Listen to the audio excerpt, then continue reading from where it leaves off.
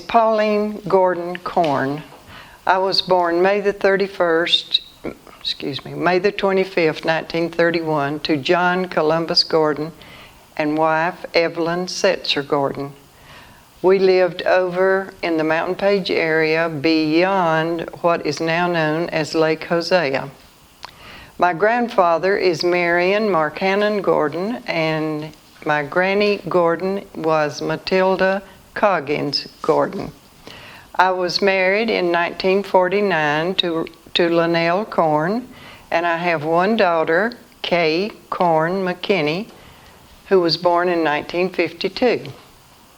But now I'm not here to talk about all my ancestors. I'm here to talk about my growing up years in Saluda. My dad first went to work for Mr. P.S. Ramsey in a building on the north end of Main Street. I believe that is the City Hall building now. Mr. Ramsey was old and was talking of retiring, and so in 1934, Daddy bought Mr. Ramsey's stock, and we were in that building for a few more years. It was a fun time. We had, I went with Mom and Daddy a lot to the store and enjoyed every minute of it. We had no bathroom facilities in the store, and so we had to run upstairs and borrow bathroom facilities from Miss Jessie and Mr. Ott Hip, who was Miss Jessie was the daughter of our police chief then, who was Curly Lauder. Anyway, we visited a lot with Miss Jessie, just up and down, but it was a fun time then. But the real fun time came when I was able to go to work in the store. That was my object all along, was going to work in the store. But in the very early 40s, Daddy thought that there was a better place in town that he could run the store. And so he began to talk to Mr. Capps and Mr. Sonner. Now, Mr. Capps was in the place that the Wards bought, which was called Thompson's Store. Daddy was interested in what is now known as Ward's Grill, and that's where the Sonner family ran a store. So we were in that building after he bought and got into that store. And we were Gordon's General Merchandise, and we had everything, all kind of merchandise. We sold groceries, we sold hardware, we sold dry goods, we sold feed, cow feed, hog feed, chicken feed, we sold fertilizer. We just sold a multitude of stuff.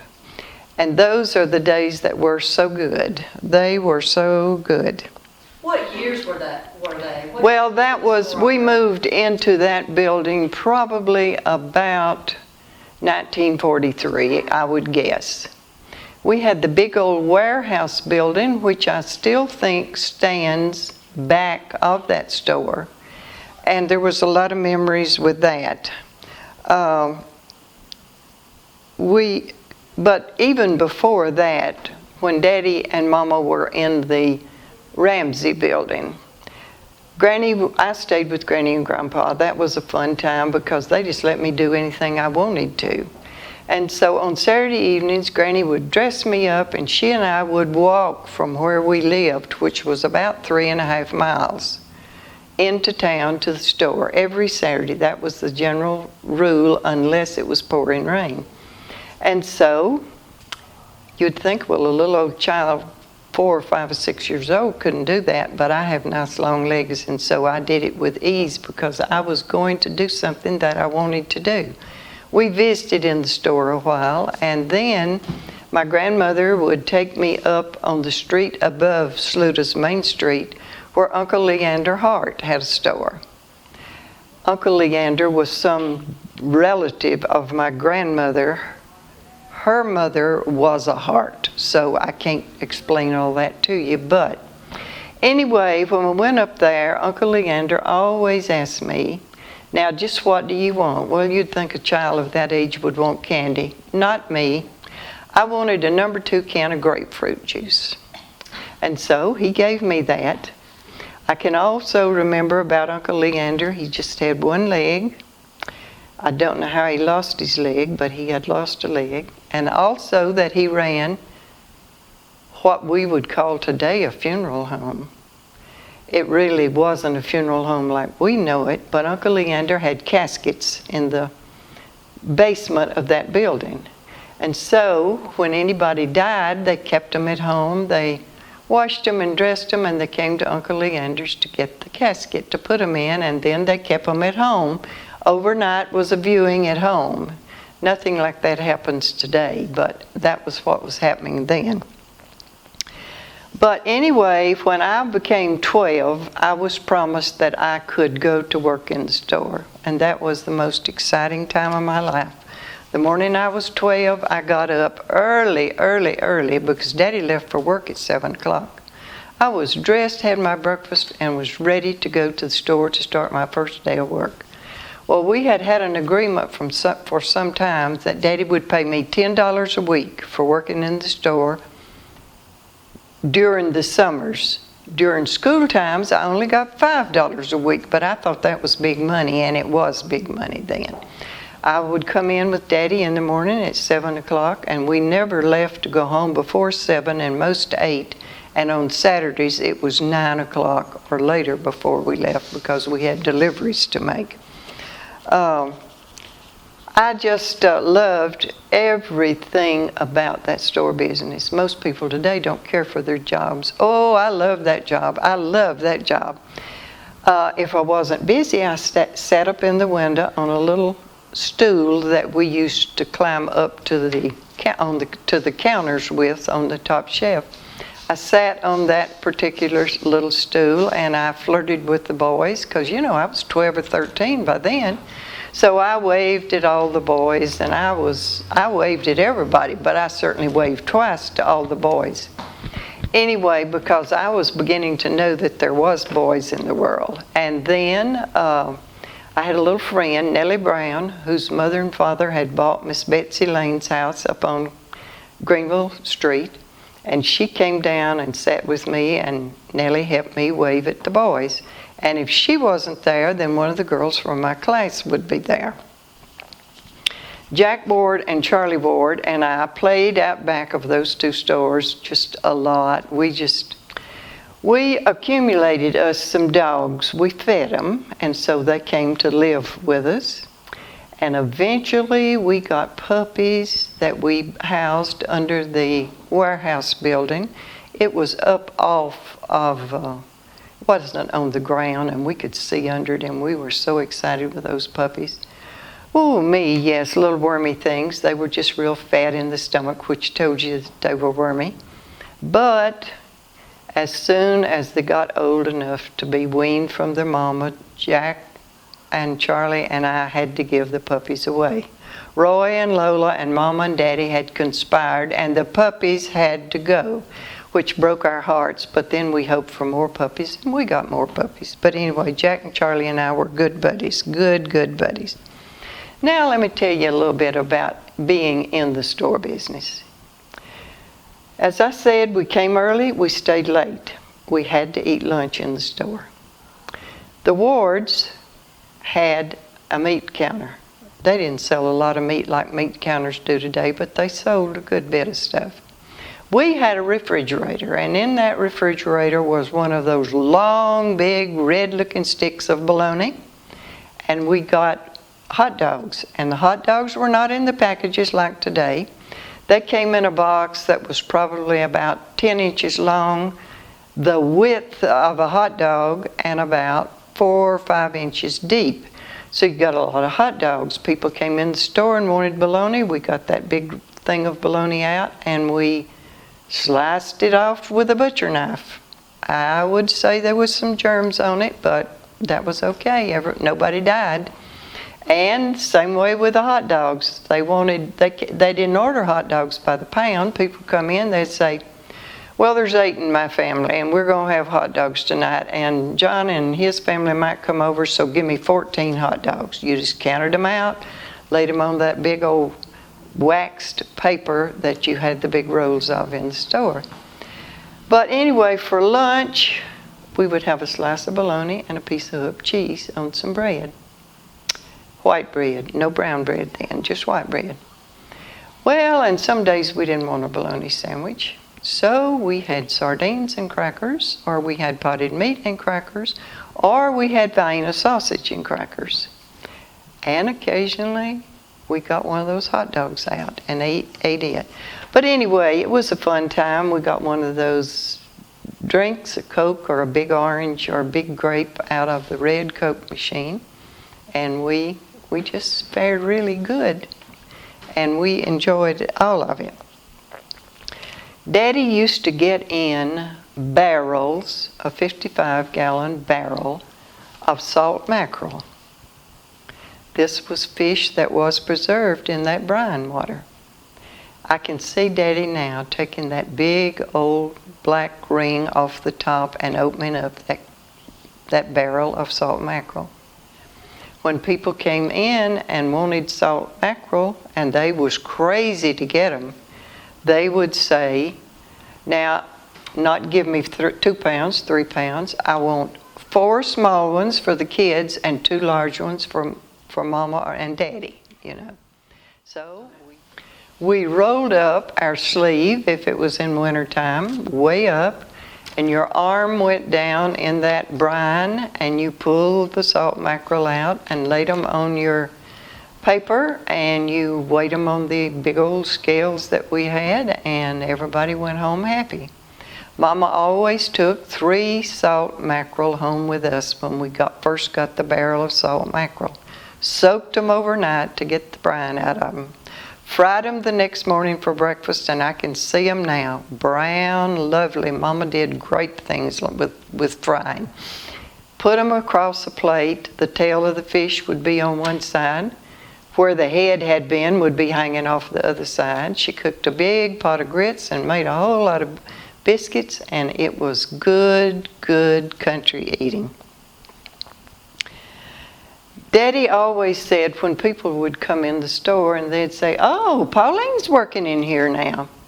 And oh, I was proud of that, and he was too, because I was Daddy's darling. He'd drop that big old long arm across my shoulder and he'd say, "This child can do anything she wants to." And I grew up with that thought in mind, and I have accomplished a lot because Daddy put that in my mind, and then I got a husband who put the same thing in my mind, so I don't know anything else. While we were in the store business, we had a great, great business with Aunt Phoebe Sullivan, who was of the black race, and there was a big settlement at that time of people in her group then.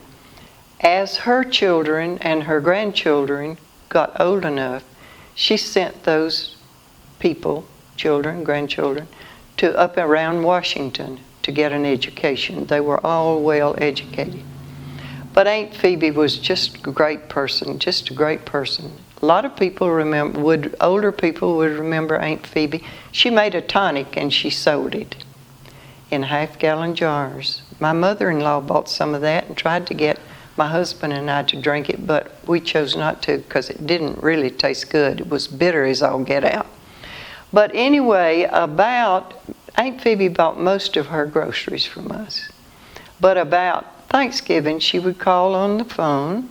Yes, we had a phone back then in the store, and she would call and ask for Mama and Daddy to come over and bring the tablet, as Mama said. And she told them how many people was in her settlement, which was 40 or 50 or maybe 60 then. She was going to have a Christmas Eve party. She ordered food to be delivered for it. She also told Mama to write down John Jones. He would wear a size 15.5 shirt. She named over everybody in her settlement. She named over the kids. She gave the ages of the kids. If they were 8, she would say, "Richard is 8 or will be 8, but now Richard's a big boy, Miss Gordon, so you've got to have a larger shirt than a size 8, or whatever." And usually she liked shirts for the men and or sweaters. All the time the kids got overalls, jeans as we would call them today, but mostly the full overall. And they always got socks and caps and gloves. The kids got more than the adults did, but every person in her settlement got a gift, and she had a great, great meal for them on Christmas Eve night. That was really a wonderful thing. Aunt Phoebe had a daughter, Ruth Weston. Ruth ran a cafe over in this settlement, just down a little ways in front of Aunt Phoebe's house and in front of the Sullivan Temple, which was Aunt Phoebe had constructed. Ruth made pound cakes in white dish pans. So when you got a slice of Ruth's pound cake, you had cake. It was tall and thick. And she made the best hamburgers that I have ever tasted. I've told you what we ate for lunch during the week, but on Saturday, Daddy would always send the delivery man from the store, who was Ernest Heatherly or Odell Coggins, over to Ruth's Cafe to get hamburgers for all of us for lunch. And that was a tremendous treat. And she would always send us all a piece of her great pound cake. So that was a real good time for us. I mean, it was a real treat when you got one of Ruth's hamburgers. Can I ask you a question about that cafe? I had heard that Phoebe had a cafe or restaurant in the lower part of her house. She had, I think, some type of cooking mechanisms down there, because when she did all of these big meals like Christmas Eve, and then of course Aunt Phoebe always did on Mother's Day, and her birthday was right close to that, she always had people in from up north, Washington, D.C., Philadelphia, and always had the most fabulous food and also the most fabulous music. I can remember so distinctly going, she always asked Mama and Daddy and I, and we sat on the front row in chairs out in the yard, and the singers was on her front porch. And I can remember she had one black quartet that sang, and they stood, one would stand, and then the next one would stand and put their arms on that one's shoulders, and then the next one. And they did some gospel song, and I don't remember the name, but they played like a train. They moved, and oh, it was so good. And everybody always requested that song over and over. So before they left, before the Sunday was over, they did the gospel song that was reminiscent of the train many, many times.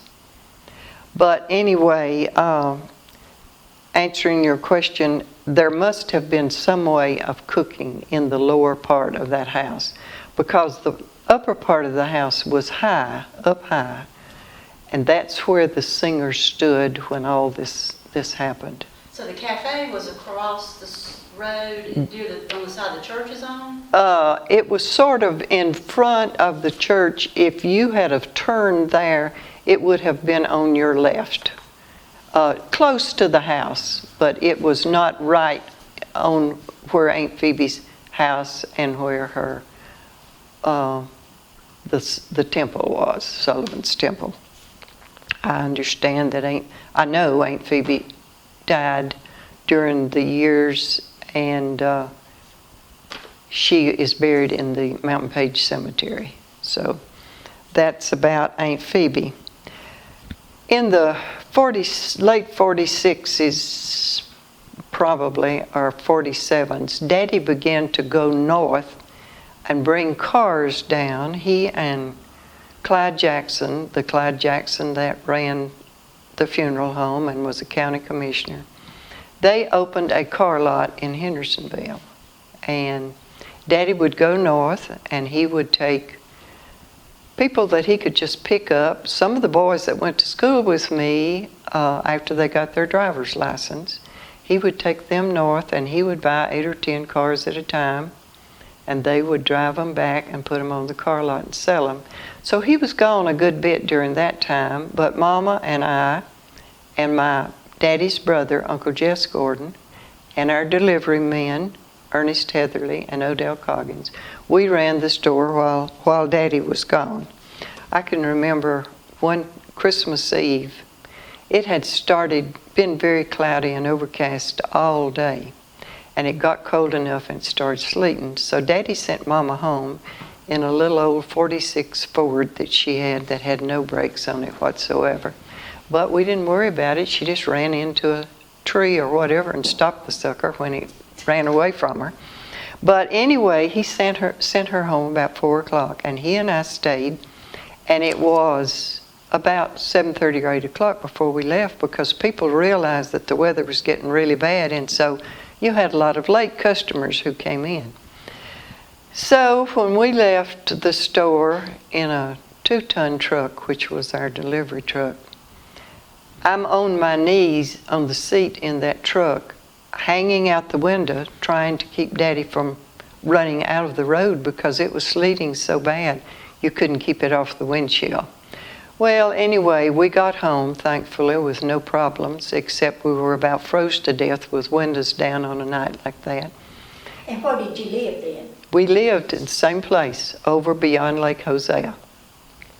And so all through the night, trees were breaking, cracking, sound like gunshots going off everywhere. Well, when we got up the next morning, we seen immediately. I never saw such a sleet. We saw that we were in, and we lived on Country Road, about a mile or a mile and a quarter of it. And so we were to have company that day. Odell and Ethel Coggins were coming over and have Christmas lunch with us, and they had a new baby. They had had this baby late in life, and we thought little Polly was absolutely the finest child in the world. So anyway, they had come out the road and got as far to where you turn off to our road, and there was no way to get in. There was just trees and trees down. So they walked in and carried that newborn baby, and we had a great Christmas dinner. And then Daddy and Odell got out, and they cut trees all afternoon. It took them 3 days to get the trees cut out of our road where we could get out. But if we had been able to get to the store, we couldn't have run the store, because the store the city of Saluda had no power either. So, but that was real exciting. One other thing that I think about in the store, we had a big old pot-bellied stove. And there were men in this town who did not work at all. They either sat on the bench or they sat beside our pot-bellied stove on a Coca-Cola crate. So they came out, and they chewed tobacco and they spit in that stove. Somebody was opening that door every minute and spitting in the stove. I don't know how the fire burned, but it did. We had one gentleman who came with regular. He had 3 kids with him, all under 6. The mother had died about the time that the last child was born. And so he would bring those kids, and little fellas would sit on a Coca-Cola crate too, and they were not aggravating children, they were good children. But anyway, when lunchtime come, he bought either one big Pepsi or a big orange, and the 3 kids passed this drink around. One had a drink, the next one had a drink, the next one had a drink. Well, this about drove my daddy crazy, because he was real partial to the children. And so he would always get them one of those cold wieners out of the refrigerator and give them that and some saltine crackers. And then we had little brown bags about this tall that we put candy in. And boy, you could get, for 2 or 3 cents, you could get one of those things full.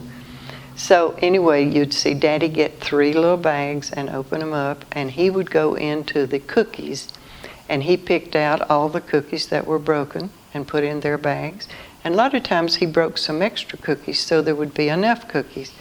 Now, we know what cookies are today. They come in packages, and there's so much and so forth. Was not that way then. Cookies came in a cardboard box that was about 12 by 12 and about 5 or 6 inches deep, and you would have like 3 layers of cookies. A layer of cookies, a layer of paper, a layer of cookies. And then we had, which we kept, the lids that went on those and fit those boxes. They were glass, and they fit right down on those boxes, and then you opened that lid and you got out the cookies. And if anybody come and wanted cookies for any particular reason, they told you, like they did the hot dogs, how many cookies you want. I want 24 cookies or 18 cookies or whatever, and you picked them up carefully and put them in a bag so as not to break them. But anyway, Daddy always broke a few cookies so that these children could have something beside the hot dog and their sip out of the big orange drink. The kids all loved Mama and Daddy. I would walk from school, and before I'd get there, Mama would know all the news. So if I'd been in trouble, that meant I was going to get in trouble when I walked in that store, because I had been told from first grade on, you get in trouble with a teacher, you get in trouble at home. But anyway, they always run down and talk to Mama and Daddy.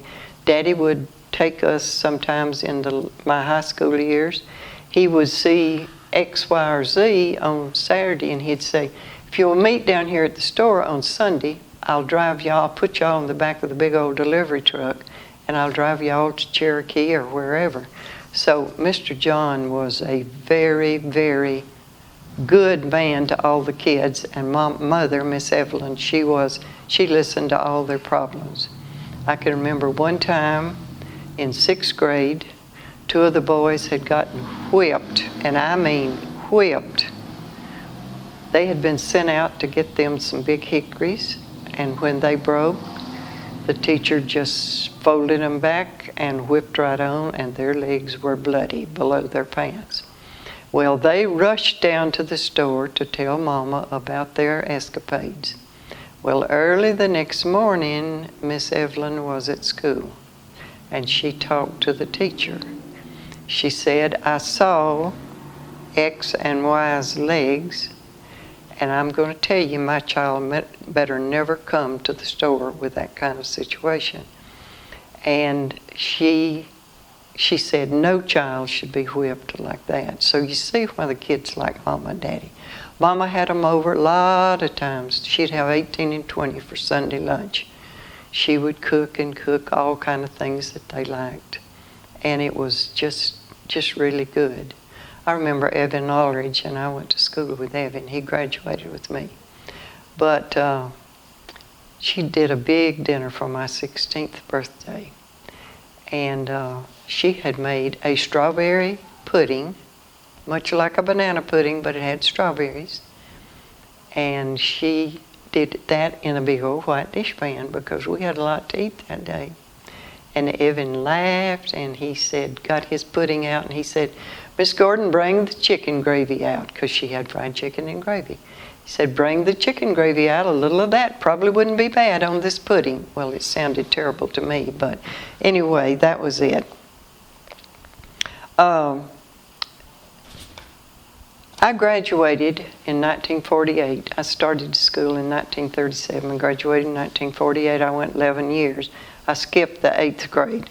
That could have been good, that could have been bad, but anyway, I was salutatorian of my class. There was 12 in my class. We called them the Dirty Dozen, and we were good kids. We were like brothers and sisters. We loved each other. We had 3 boys, Evan Aldridge, Bill Summey, and Perry Thompson. We had 9 girls. That included Frances Bell, Medina Pace, Mildred Gordon, Grace Emery, Margaret Parker, Doreen Pearson, June Whitaker, Ellen Henderson, and myself. Now, 2 of the boys have died and 3 of the girls, so there's just 7 of us left. But we still love to get together. It was just a great thing for us. Now, this is my fond memories of the store and of going to school down here and growing up down here. I spent a lot of time with June Whitaker, and June, we used to go out there, and June and them, that house that they lived in and that June lived in till she died, and Joe Ashley still owns. That was the coldest old house you ever seen in your life. Oh, and I had to get up and get to the store by 7 o'clock. So I would get up about 6 when I spent the night out there and build a fire in the old heater and warm a little bit, and then I would walk to town to the store. I was very faithful to my job. I spent a good bit of time with Doreen Pearson she lived down there close to Pearson Falls. The big old house is still there. I understand it has had some renovations done to it, and somebody in the Pearson family owns that now. But anyway, it was another cold old house, and we used to sleep upstairs. And one other thing I'll tell you, and then I'll hush. We used to walk up the safety track up there. This would be Doreen and myself and her cousin Vera, who lived over across the way, and Millie, her sister, and her brother Freddie. And we would swing out on grapevines out over that safety track. Had my mama have known that, she would have had the big heart attack right then. We would swing out, and we would try to swing ourselves back holding to those grapevines to the bank. Sometimes we couldn't. So Freddie, her younger brother, Doreen's younger brother, had made him something like a shepherd crook. Long thing. And if we couldn't get back in, he would pull us into the bank with that shepherd crook. Well, anyway, later after I graduated and left Saluda, Freddie did fall and just almost killed himself. On those grapevines and over that railroad track. So, and as I thought about when I disciplined my child, oh, honey, you should not have done that because that was dangerous. I thought about, well, where have you been, Pauline? You have been in dangerous territory. But anyway, if you know of anything else you want to ask me, just ask me and I'll answer it if I can. Did you ever ride the train? Oh yeah, we rode the train. Grandpa was in the hospital in Hendersonville one time, and I would take Granny with me to Hendersonville, and we got off the train at the depot there and walked over to the hospital. And that was about 1.5 miles or 2 miles. And I always remember Granny, one thing about her, we would go back downtown. Daddy would say, now you feed Ma while you've got her uptown. We would go back down and, as Daddy said, get a plate lunch. And Granny would say when they started to pour the coffee, just pour me about half a cup. And I'd say, Granny, you can get a whole cup as easy as you can a half cup. And she said, well, it'll be extra money.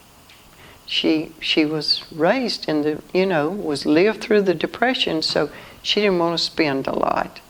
And I remember my daddy taking my child when she was young, going to take Kay out to eat. Well, he took Kay out to eat. He'd come back and he'd be so aggravated. He said, Pauline, I tried so hard to get her a plate lunch, and all she wanted was a hamburger and French fries, which was the thing, Daddy sold the store in August of 1948. Went into Hendersonville and went into the service station business. If you know of anything else, Well, in 1948, when he sold the store, who did he sell the store to? Nobody was in the store for a while. Nobody was in the store for a good while.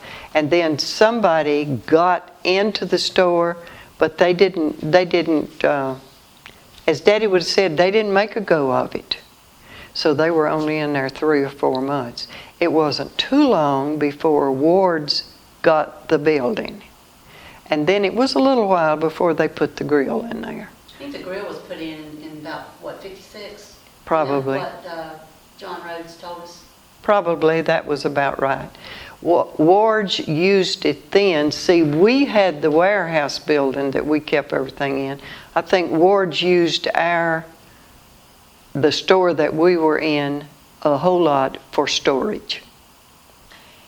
They used it for dry goods and things until they started the restaurant. Mm-hmm. And then they had the dry goods in the back. Well, we always, when I was in school, I wore some of everything that come into the store, like bobby socks, so I can remember. Got those socks, you pulled them up. When you turned the top down, they were colored. Oh, they were so pretty. I had some royal blue ones. I wore those things to school, and right away we sold out of bobby socks. But anything that we had like that, I can remember Mama, we had dry goods, bolts of material and everything. When one would come in, I would say, oh, Mama, I would love to have a broomstick skirt out of that or a blouse out of that. So I picked me out some yellow one time. It was yellow with a little pattern in it. And Mama made me a shirt or a blouse out of it, and I thought it was so wonderful. Walked home from school one day, and it came a hard shower on me. And honey, that thing smelled. When I walked in the store, everybody put their hand over their mouth. Ooh, what is that? It smelled exactly like rotten eggs. And the smell never come out of that. Mama would try washing it by itself, doing this, doing that, but the dye in that was really bad.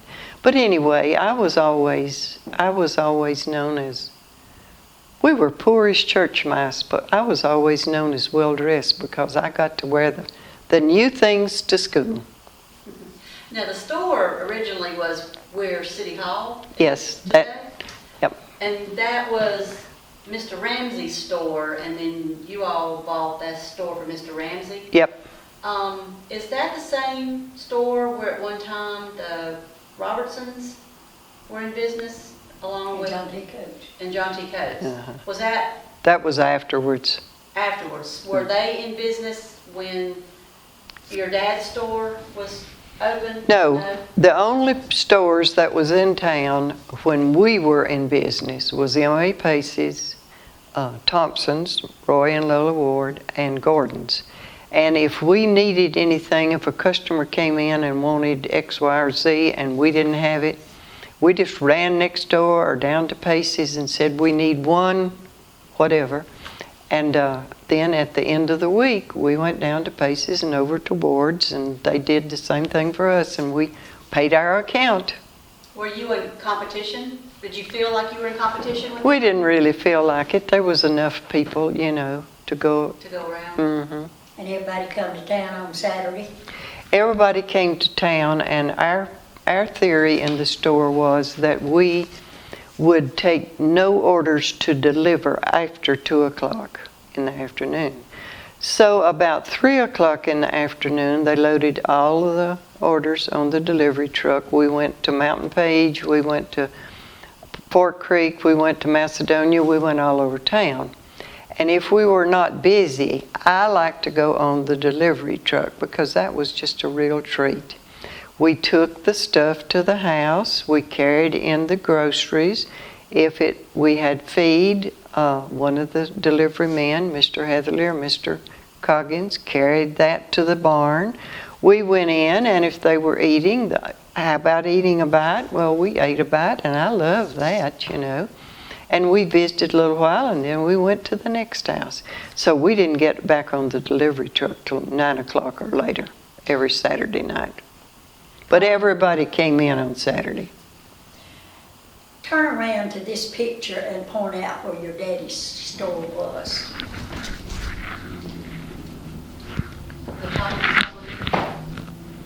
It would have been right here. It would have been right there. The alley, we were next to the alley. Is there still an alleyway there? Yeah, we were next to the alley. And the warehouse was right behind the store. And they was right next to the alley. Mm-hmm. Their store's right there. Right where the grill is today. Right where the grill is today. Now, you said your daddy ran a store there where City Hall is. Do you remember when the city took over that? I don't remember what year. I know that they did. Before we left Saluda, which was in 1948, the City Hall, I think, had moved in there then. I came in 45 and they was there then. Mm-hmm. They were there. Okay, girls, that's all I know. Well, did you deliver goods to any of the inns and boarding homes? Mm-hmm.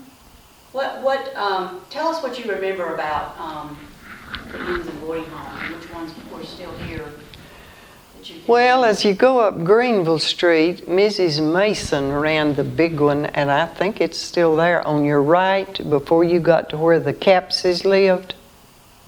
It ran long ways like this, and this was the street going this way. But Saluda Inn?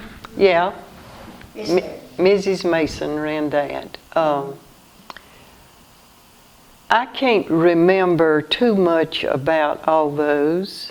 I was named after Miss Julia Rogers and Miss Pauline Deal, who had a little place up on this side of town. And I think Joe and June Ashley bought that house from them when they got very old and was not coming back for the summer. They were summer residents.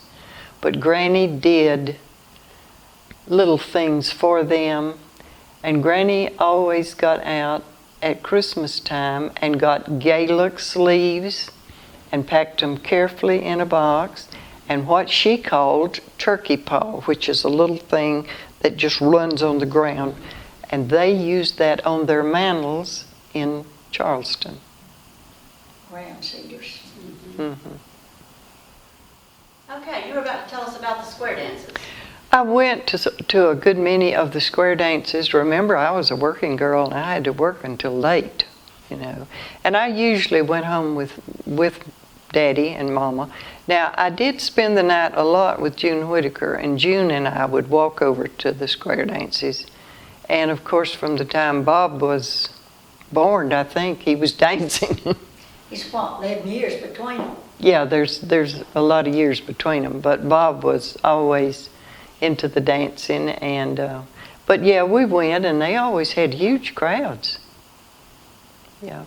Were there a lot of summer people that joined them? Oh, the summer people were big when they were here. Yes. We was talking about the children's dances up on Greenville Street. Do you remember them? I don't. I really don't.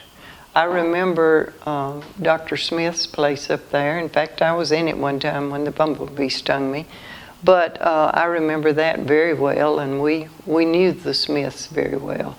But I don't remember the children's dances that they had up there. Tell us something about your husband's family. Okay, well, my husband's father and mother were Roy Corn and Annie Corn. My father-in-law was a carpenter, and just great people, great people. Granny Corn, I think, loved me better than she did her own children, because I never did argue with Granny Corn. I just always, whatever Granny Corn wanted me to do, I did it. I was the favorite child, pretty much. Well, my husband had, there was four boys and 2 girls. And And you said they were descendants of John Peter Corn? They are descendants of John Peter. My husband's line was the 3rd child of John Peter Corn, who was Samuel. And that's the line that my husband is in. And where did you meet your husband? Oh my goodness, this is exciting. I had started work as soon as I graduated. I had started working for an attorney in Hendersonville, Paul Barnwell. And I went in the Bluebird Cafe, which was between 3rd and 4th. And I went in there one morning to, kill about 15 or 20 minutes before I went to work. And in comes my husband, and somebody who knew him introduced, well, this is Pauline and this is Linnell, and it was on from there. So. And how long were you married when your husband passed away? 32 years. He's been gone 33 years. And we would have been married 65 years the 28th day of this month. So you left Saluda in what year? 48. And you've been living in Hendersonville? Ever since. Ever since. Mm-hmm. Do you think Saluda's a special place? Oh, Saluda is a special place. I've got just bucketfuls of good memories from down here. Why do you think it's a special place? Well, Why do I think it's special? Well, I guess because of my memories, and it's a small town, and you just don't get this in a bigger city. I listened to you all today talking about putting history together and all, and that's, Hendersonville, for instance. Hendersonville's not a big town, but Hendersonville don't do anything like that.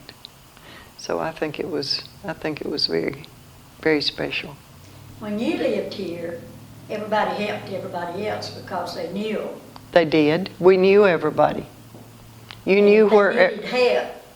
The people were there to help. Right. That is true. That is true. And now there's so many people, sometimes I think we don't know our neighbors anymore. Well, I think this is typical of all situations. We used to know who our neighbors was, always, running it backwards and forth and borrow an egg and a little cup of flour or whatever. But now you can live in a subdivision for a long while and you don't know who lives next door to you unless you see their name on the mailbox. Yes, Saluda was always a very loving and giving town. And how long have you been at Carolina Village? 15 and a half years. Well, this has been a wonderful interview. It's been great. You've And done a you told wonderful us so job. much about the old Saluda. And I bet you could tell us about all of these pictures. Well, some of them, yeah, I can. So. Well, you brought a lot of nice... Well, I've got a lot of stuff over there which you would not want. I did bring the picture of Grandpa that was in the Saluda magazine, 1936, was it? That said he was a fiddle maker. Oh, so that's the one you got really excited about. Was he a fiddle maker? Oh, yes. Well, tell us about that. Well, Grandpa made fiddles for as long as I could remember, and he gave me the last one that he made, and my daughter has that in a case that my husband made for her. Now tell us his name again. Mary Ann Mark Hannon Gordon, and he went by Mary Ann. He was one of 16 kids. His daddy was married the first time to a Nancy Cooper, and they had 5 kids, and 2 of them died. They lived here, and then they lived in Haywood County. Those 2 kids that died are buried in Haywood County at Green Pond Cemetery. And then he married Sarah Ann Russell. That was my grandpa's mother. And they had 11 kids. He was Grandpa's daddy was Allison, and he was in the Civil War, and he got a leg shot off. Excuse this, but that didn't stop him from having kids. They just went right on with kids. Because my granddaddy was born after he came back from the Civil War. Grandpa was born in 1874. But anyway, Grandpa was always so handy with his hands. He and Granny, he didn't work out anywhere. He didn't hold a job. He farmed. They had a few cattle and a few pigs and thus and so. And then Grandpa and Granny made things. They used to make what they called turfed bedspreads, sold them for $5. I've got his little day book where they sold them. Grandpa made furniture with a pocket knife. There was no skill saws. They used to go to a Dr. Brockman here, and John Hooper, who all of y'all probably remember. John's daddy, Grandpa made furniture for them. He made for John Hooper, John Hooper's daddy, a table and 4 straight chairs. I have one of the chairs. He bought him that chair. It is still sturdy. I mean, you can pick it up. I can pick it up on my finger like this. He knew what kind of wood to use. And when John Hooper found out, who I was and all that, he called me and said, I've got a couple of the chairs. And he said, if you'd like to have them, I'd like to give them to you. He said, now, the table fell down, But anyway, I went down and got the chairs. They had been sitting out at John and Ruby's house around some boxwoods, and all those boxwoods had got in where he had bottomed those chairs, put in the strips, of. And so I like to never got them clean, but I have one of the chairs in my possession, and I gave the other one to my cousin, Uncle Jesse's son, Harry Gordon, who lives in Georgia. Grandpa just decided that he could do fiddles, he calls them. And he did, and he played like crazy on those. He thought I would play. Before he gave me the last one he made, he ordered me a songbook. Now you can learn. Well, I wasn't interested in playing or singing. No, never have been, never can, never will. But anyway, he had great hopes for me, but I failed on that, but he didn't live to know that, so. What did he play? He played the violin. But what kind of music did he play? Oh, just all these jazzy little things that was popular in those days. Square dance music, yeah. Oh, yeah, Did he play anywhere in town, or did No, he didn't. He just played for us, and oh yeah, when the grandkids would come on Saturday night and spend the night, Mom and Daddy'd be at the store, and I'd be with them, and Uncle Jesse's kids would come and all, and we wanted Grandpa to play the fiddle.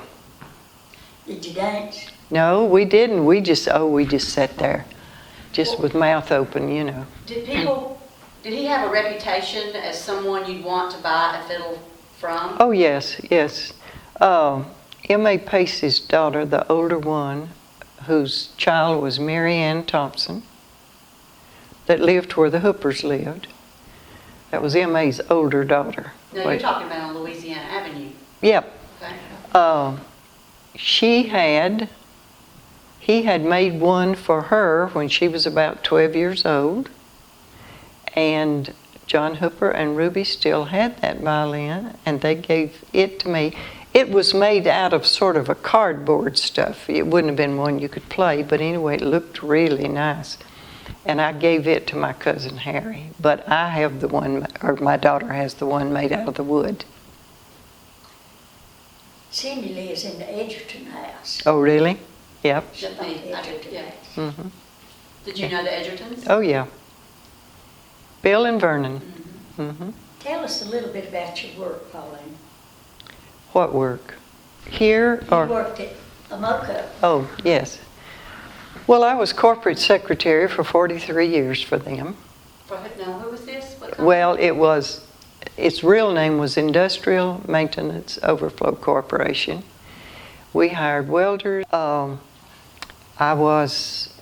When my boss man was gone, which was a lot, I was in charge of the place, and it was a very satisfying job, 43 years. He and I probably only had a couple of spats during that time. Was that in Hendersonville? Fletcher. Well, we first started in Hendersonville on Brevard Road, right next to Belding Corticelli there. Belding Hemingway now, I believe it is. And then we moved in, I went to work for him in 65, and we moved in 67 or 8 to Fletcher.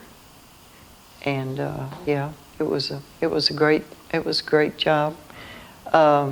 My daddy always, as I said, he throwed that arm around me and said, "You can do anything you want." Husband came along and did the same thing. I'd say, "Well, honey, what do you think?" And he'd say, "Now you got a mind of your own, Pauline. And if I tell you what to do and it don't turn out good, I'm in trouble, so I'm not saying a word." And then I got a boss man, Charles Collins, who recently passed away. And I worked for him for all those years, and he was the same way. "Well, Pauline, you can do it." And so I really thought I could do most anything. Weren't you lucky to have 3 men like Oh, that? I was. That's not the norm, is it? I was lucky. I was lucky. Well, she's That's wonderful. extraordinary. Oh, okay. I- She seems to be extraordinary. I was very fortunate to have 3 people. I was very fortunate to be here in the store business. I did bookkeeping for Daddy and Linnell when they were running the station on Greenville Highway, I did that.